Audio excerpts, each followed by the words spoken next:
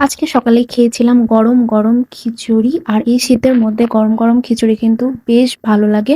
আমার কাছে বিভিন্ন সবজি দিয়ে শীতের সকালে ১ প্লেট গরম খিচুড়ি হলে আর কিছুই লাগবে না। আর সাথে যদি থাকে একদম মুচমুচে করে একটা ডিম ভাজি আর ১ টুকরো পেঁয়াজ, এগুলোই ছিল আর আজকের সকালের খাবার। আর আমি বেশ মজা করে খেয়ে নিচ্ছিলাম যেহেতু প্রচন্ড ঠান্ডা ছিল আর যশোরে ইতিমধ্যে ঠান্ডা পড়ে গেছে। তো আর কি খুব মজা করে খিচুড়ি খেয়ে নিচ্ছিলাম। আর খিচুড়ির সাথে আর অন্য কোনো সালাদ ছিল না, পেঁয়াজ ছিল। আর পেঁয়াজটা আমার খিচুড়ির সাথে খেতে বেশ ভালো লাগে। আর এটা ছিল একদম লেটকা, লেটকা খিচুড়ি। তারপরে খেয়ে নিয়েছিলাম আদা চা, বেশি করে আদা দিয়ে একটু কড়া চা খেয়ে নিয়েছিলাম ১ কাপ।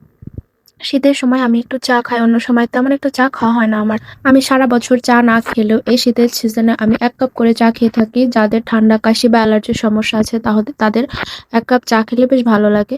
তারপরে চলে গিয়েছিলাম ক্যাশু নাট সালাদ খেতে। ক্যাশু নাট সালাদটা অনেক বেশি মজা। তারপরে এই বাটি চাটটাও অনেক মজা ছিল। আর একদম ভরপুর দই দেওয়া ছিল আর ফল দেওয়া ছিল। তারপরে রাতে মনে হলো পিজ্জা খাবো। লাইভ পিজ্জা বানানো হচ্ছিল। তো আর কি এখানে সিরিয়াল দাঁড়িয়েছিলাম অনেকক্ষণ। তো অনেক লেটই হয়ে গিয়েছিল। তাই আর ওখানে খাওয়া হয়নি।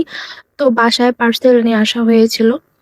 আর এই পিজ্জাটা খেতে বেশ মজা ছিল। এই দিয়ে আমি ২ বার খেয়েছি।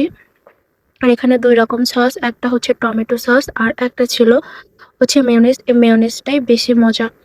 তো যাই হোক পিজ্জাটা বাসায় নিয়ে আসলাম। তারপরে আর কি রাতের ডিনার হিসাবে পিজ্জাটা খেয়ে নিলাম।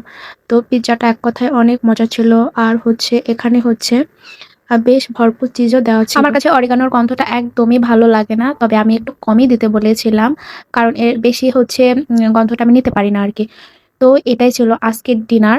আর এটা খেয়ে নিচ্ছিলাম। কারণ একটা ভরপুর বেশ বড়ই ছিল। পিজ্জা খেলে আর আসলে রাতে ডিনার করার মতো কোনো আরকি ইচ্ছা থাকে না। তো আমি মাঝে, মাঝে এরকম রাতে আরকি বাইরে খাবার খেলে আর সেদিনকে এগুলো দিয়ে চালিয়ে নিই। কারণ আমি অনেক অলস। তো যাই হোক সবাই ভালো থাকেন, সুস্থ থাকেন। আল্লাহ হাফেজ।